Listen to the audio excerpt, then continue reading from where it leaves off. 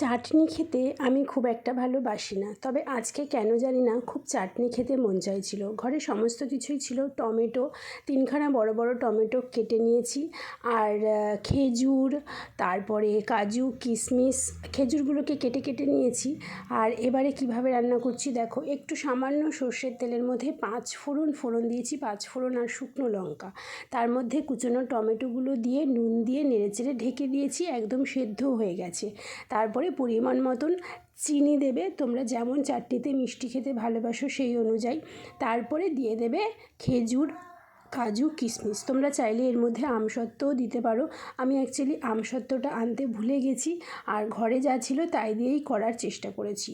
আর একটুখানি দিয়ে দেবে তেঁতুল গোলা জল, তাতে একটুখানি মিষ্টি মিষ্টি টক টক ফ্লেভার হবে, খেতে দারুণ লাগবে।